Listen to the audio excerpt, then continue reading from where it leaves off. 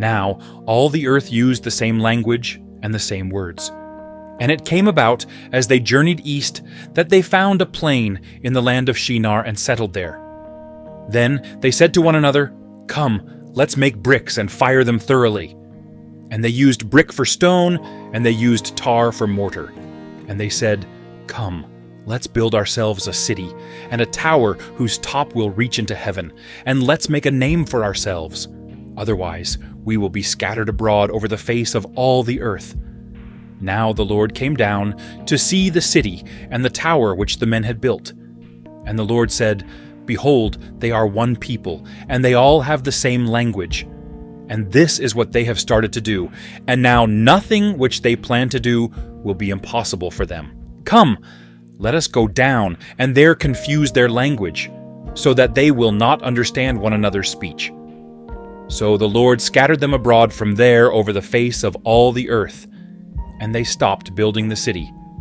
Therefore it was named Babel, because there the Lord confused the language of all the earth. And from there the Lord scattered them abroad over the face of all the earth. Descendants of Shem. These are the records of the generations of Shem. Shem was 100 years old when he fathered Arpachshad, 2 years after the flood, and Shem lived 500 years after he fathered Arpachshad, and he fathered other sons and daughters. Arpachshad lived 35 years and fathered Shelah, and Arpachshad lived 403 years after he fathered Shelah, and he fathered other sons and daughters. Shelah lived 30 years and fathered Eber, and Shelah lived 403 years after he fathered Eber, and he fathered other sons and daughters. Eber lived 34 years and fathered Peleg, and Eber lived 430 years after he fathered Peleg, and he fathered other sons and daughters. Peleg lived 30 years and fathered Reu, and Peleg lived 209 years after he fathered Reu, and he fathered other sons and daughters. Reu lived 32 years and fathered Serug, and Reu lived 207 years after he fathered Serug, and he fathered other sons and daughters.